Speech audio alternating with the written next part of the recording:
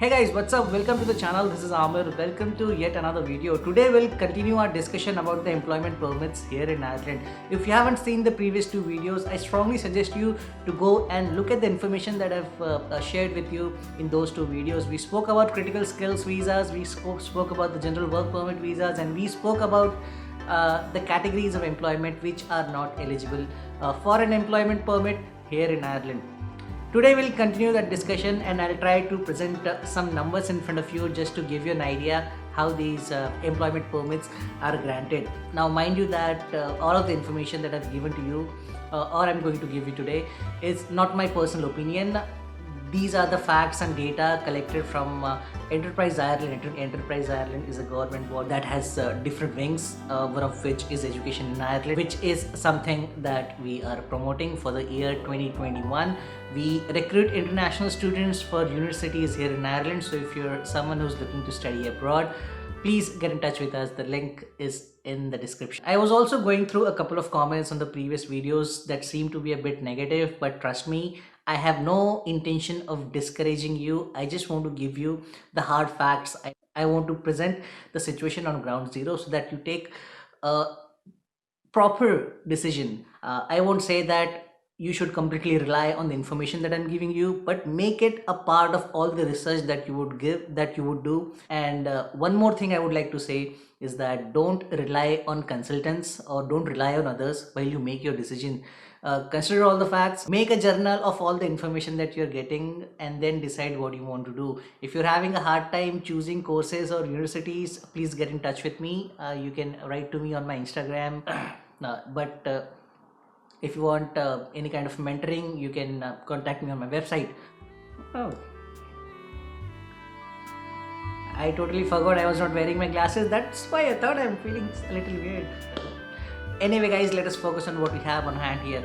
So there are two types of employment permits: critical skills occupation, that is the CACP, and then there is a general work permit. One relates to critical skills. It's for the occupations that are listed on the critical skills occupation list. The other is general work permit. A general work permit is something that needs to satisfy the labor market's needs test. That is, the position should be advertised on URES and the company should not have more than 50% non-Europeans working for them. If you want to know the details, once again go and check out the previous videos. The links are in the description. Now these employment permits are given in very broad categories of employments in a very broad categories of industries. Some of them are listed here. Now these statistics are again produced by Enterprise Ireland. Now if you look at this, the maximum number of work permits are awarded to the information and communication activities sector, that is ICT. Now, let me give you a little disclaimer. This is the total number of work permits, so this includes people from Europe as well. So it's people from EEA and non-Europe. So if you're thinking that that's a lot of work permits given to non-Europeans, it's not the case. More than half of these are going to Europeans. For example, I'll show you. Look at agriculture, forestry and fishing. There are 1,688 work permits that have been awarded in this sector. However, it's not something that non-Europeans usually get into. There are a very few number of Asians that go into such kind of sectors, mainly from China, Philippines, Indonesia and Australia and countries like that. But if we talk about India, then not a lot of people work in sectors like these. Indians are usually crazy about technology. I don't know why. Maybe it is our upbringing. The home that I was brought up in had 2 engineers and 3 doctors, so it was natural that I study engineering too, and that's what I did. I'm pretty sure most of you come from similar backgrounds where everyone in your family is either an engineer or either a teacher or either a doctor. Let me show you the same information in graphical form as well. If you look at right at the bottom, information and communication activity. Sorry about that. Information and communication activities. You can see that it is one of the most sought after sector for non-Europeans, and it's purely because of the demand as well. Most of the American technology companies are based here in Ireland. Their European subsidiary is located here, either in Dublin or Cork. Those are the two locations where you'll find most of the technology companies. And look at health and social work activities as well. This category has awarded the most number of work permits in Ireland. But if you remember from my previous videos, social workers are not eligible to apply for a work permit. However, this shows us that most of the employment permits that would have gone to non-Europeans out of this would be in the healthcare sector, that is your nurses, midwives and doctors. Now someone had commented in the previous video how to get a work permit if they were a doctor. So there are provisions in place. I would suggest you research a bit. The link about the employment permits is in the description. There is a section for doctors especially. Please go check it out. Now let us take a look at the employment permits issued by nationality. India right at the top, 5,212 employment permits. That is a huge number. I know with the pandemic going on and what the world is facing right now, that numbers is staggeringly high. But the technology sector in Ireland never stopped hiring, I can assure you that. And the hiring never stopped during the entire year. So this is what this graph tells us. More than 5,000 Indians getting employment permits. Then if you look at Brazil, Pakistan, United States, China, Philippines, South Africa, they have some prominent numbers. So this is just to give you an idea how everything works and how this number appears, so that you have knowledge of what you are getting into. I have mentioned this several times in the past that you need to be prepared. Now, although it says that there were 15,295 employment permits issued, but look at the numbers that were refused.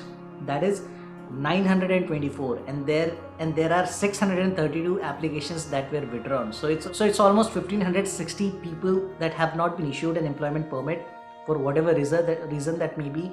But it shows you that the number of refusals is more than 10% compared to the number of employment permits issued. 10% is a lot. It's a very big probability if you are gambling your entire life and career by moving abroad to a certain country. Now there's another thing that I would like to touch here is what happens if you stay in the country for 5 years, or if you hold an employment permit, maybe stamp 1, stamp 2, whatever permit, for at least 5 years in the country. Non-EA nationals who have held permits for 5 years or more. So non-Europeans who are in the country for over 5 years are eligible to apply for citizenship by naturalization. If you have held a work permit for a consecutive period of 5 years or more and you have been working lawfully during that time, you may no longer require an employment permit to work in Ireland. If you have been in continuous employment with your current employer for 5 years or more, you may apply for renewal employment permit for an unlimited duration. In this case, no fee will apply.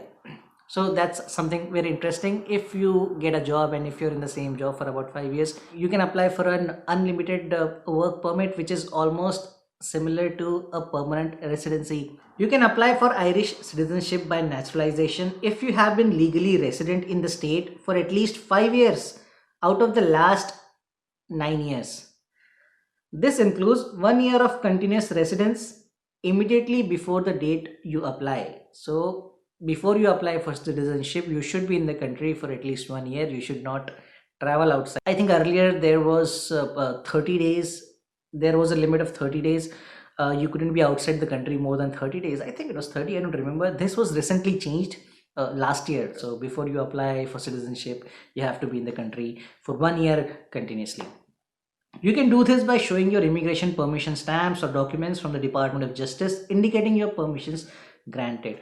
So obviously you would have stamps on your passport that would indicate the amount of period you have spent in the country.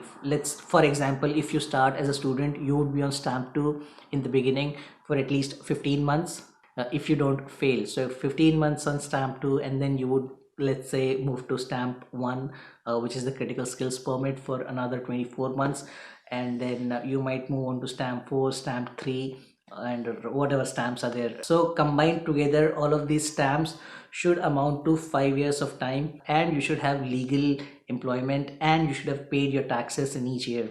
These are all the things that they look at before they can consider you for granting you citizenship. Now there is another very important point that is mentioned, and I've seen this happen a lot. Non-EEA nationals married to EEA nationals. Now I've mentioned this in the past. People fall in love, things happen, sometimes stupid things happen, but people fall in love or end up in a relationship. Such people get eligible to apply for a stamp for immigration visa that gives them rights to stay in the country and work as a normal citizen. So these were some of the things worth knowing: which countries provide the maximum workforce to Ireland, and what happens if you're working in the country for over 5 years, and what happens if you get into a relationship with a European. About 6 months ago, I met a girl who was in a relationship with an Irish guy.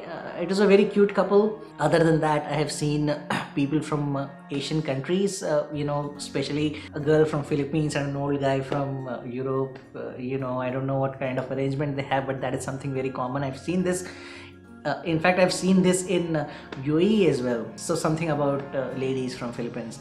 Anyway, that's not at all the subject of this video. That's not a kind of conversations we engage on this channel. I hope you like this video. Please check out the previous 2 videos. Don't forget, Apprise, the link is in the description. You can contact me there. If you have any questions, you can leave a comment, or you can text me on Instagram or on LinkedIn. All the links are in the description. Once again, guys, have a very happy Christmas. I would try to squeeze another video before the New Year's. Honestly, it's a lockdown here. This is lockdown 3.0 that has started today. Today's Christmas, by the way. So I don't know what's going to happen on New Year's. I think I would just be sitting at home doing nothing, getting some sleep or something like that. Anyway, you guys take care of yourself. Bye bye.